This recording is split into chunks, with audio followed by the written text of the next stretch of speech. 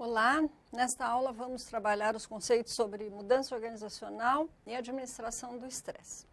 Como objetivo de aprendizagem, nós vamos identificar as forças que atuam como estímulos à mudança, comparar as mudanças planejadas e não planejadas, listar as fontes de resistência à mudança, comparar 4 principais abordagens para administrar as mudanças organizacionais e definir estresse, identificar as suas principais fontes, né? Identificar as consequências do estresse para a nossa vida funcional, para a nossa vida pessoal, comparar abordagens individuais e as abordagens organizacionais para a administração do estresse, ou seja, qual a minha responsabilidade, qual a responsabilidade da empresa para fazer essa administração do estresse, e explicar as diferenças globais na mudança organizacional e no estresse no trabalho. Nós temos as mudanças, né, vários fatores que influenciam as mudanças dentro da organização.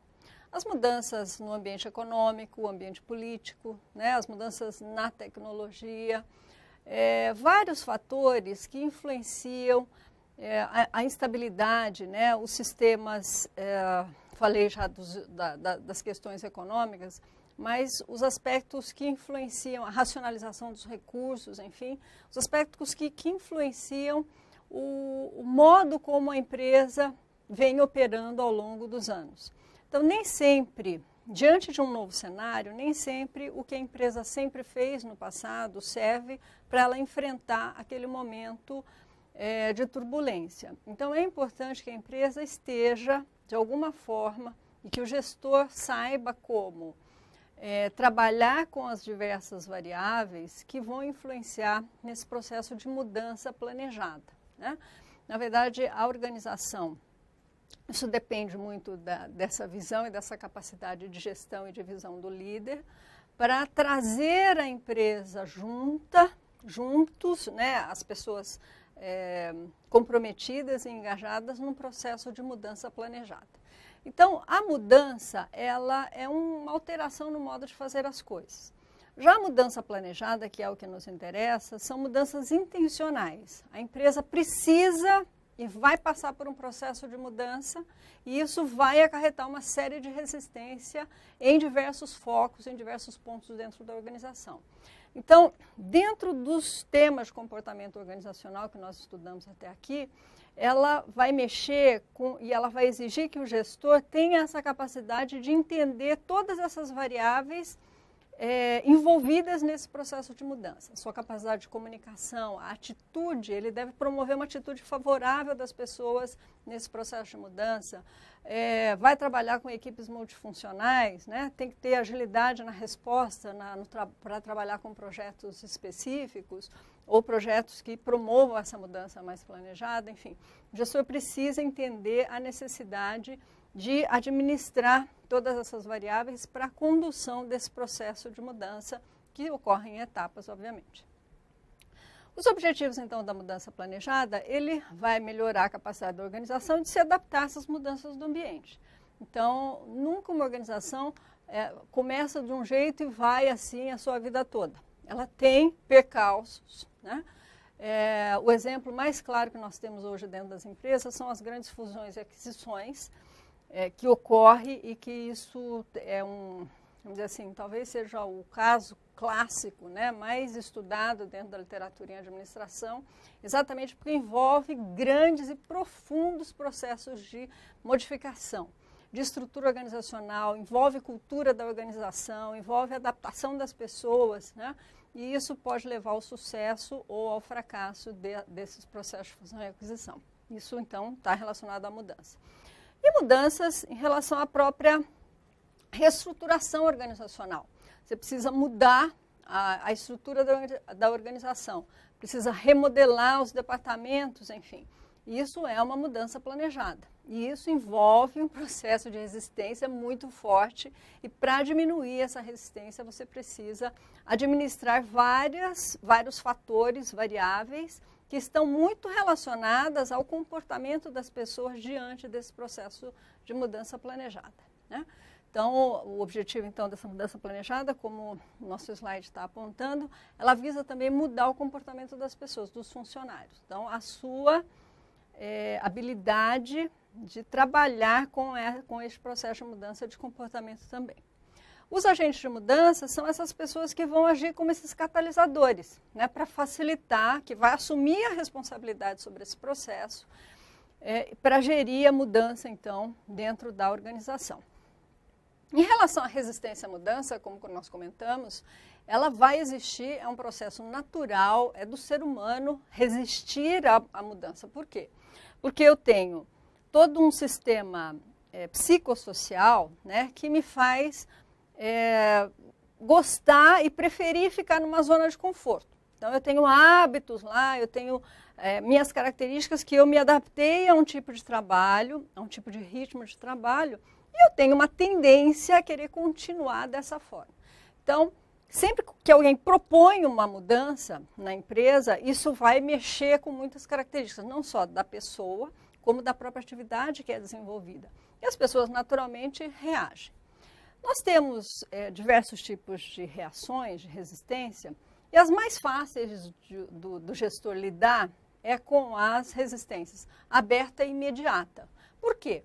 Porque as pessoas vão protestar, elas vão dizer que não querem trabalhar daquele jeito, elas diminuem o ritmo de trabalho, elas fazem ameaça de greve.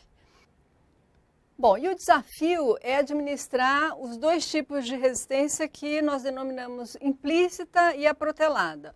Ou seja, ela tem manifestações mais sutis, né? Não são tão imediatas como as anteriores, como nós comentamos, e elas são caracterizadas, então, por essa resistência que está relacionada com perda da lealdade dos colaboradores à organização, né, uma insatisfação que eles têm, perda e, consequentemente, perda de motivação para o trabalho.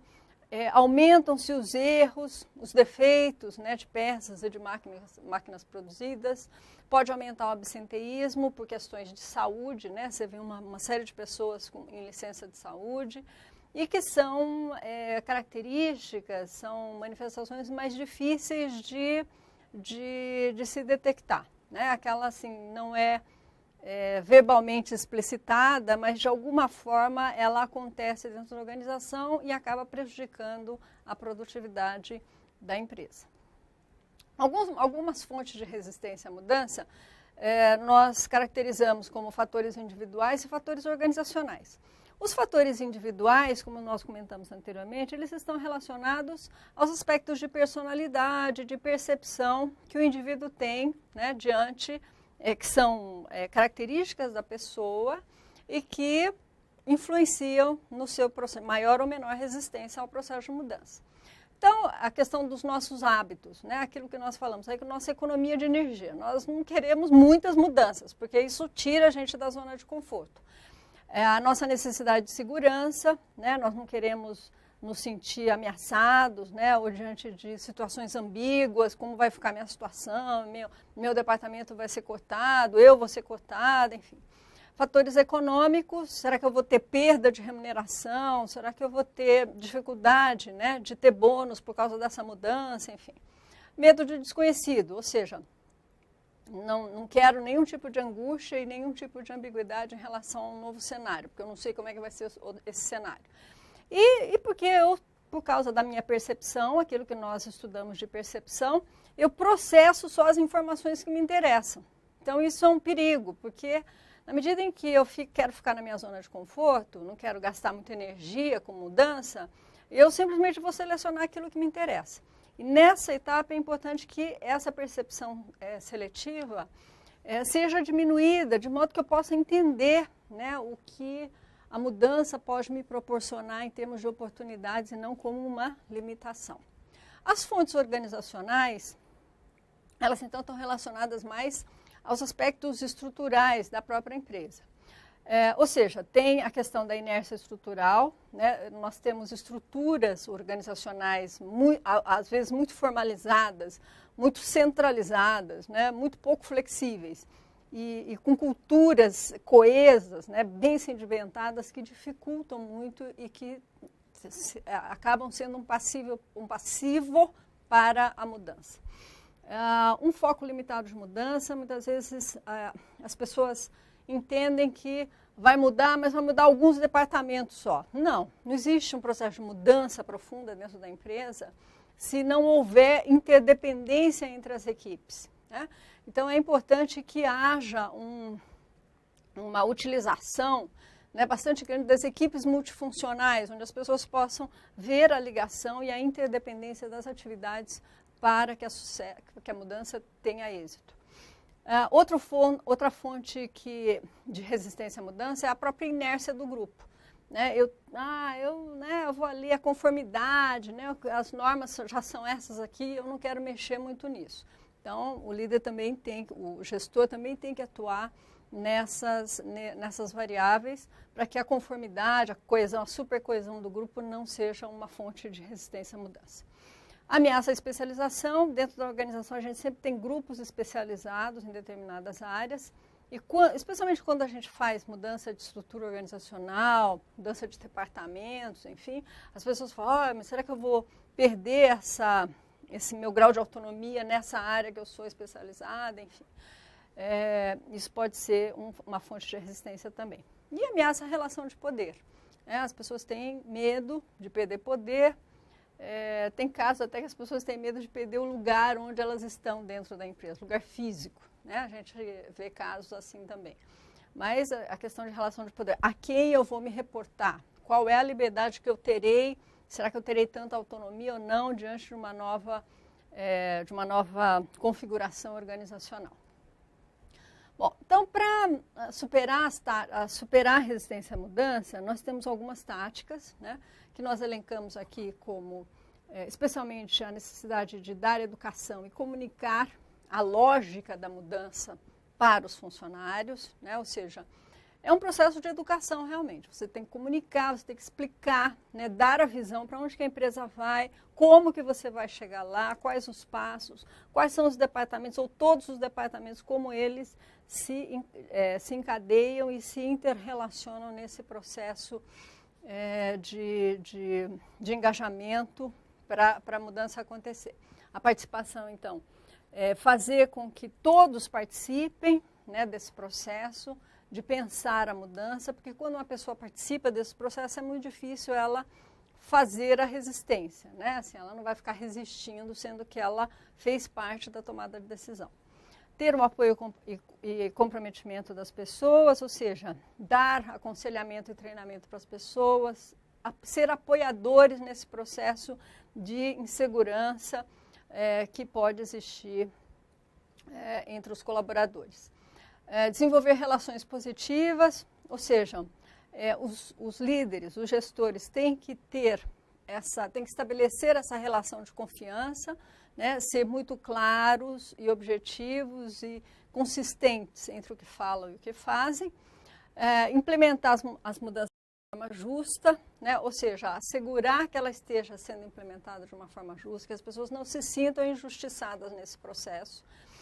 E usar de manipulação e cooptação, que também é uma tática, ou seja, a manipulação é uma forma de você trabalhar ou ocultar ou só mostrar as informações que interessam numa tentativa de convencer o grupo de que aquele processo é interessante. Então, a manipulação de informação, por exemplo, é uma tentativa de influência disfarçada.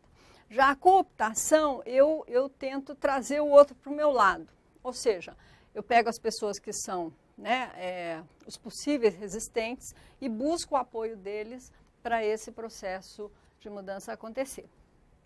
E selecionar pessoas que aceitem as mudanças, ou seja, as empresas, ela pode ter como tática, né, selecionar pessoas que estejam mais abertas a essas novas experiências. Todo processo de mudança tem que haver uma abertura grande ao risco, às novas experiências e ter a flexibilidade suficiente para poder enxergar a mudança como uma oportunidade, não como uma limitação. E a coerção, que é o uso de ameaça direta ou força sobre os resistentes. Esse a gente imagina que não seja o caso de você usar, mas num caso extremo é uma tática. Nós vamos dar uma paradinha nesse módulo e iniciaremos na sequência com mais uma parte da aula.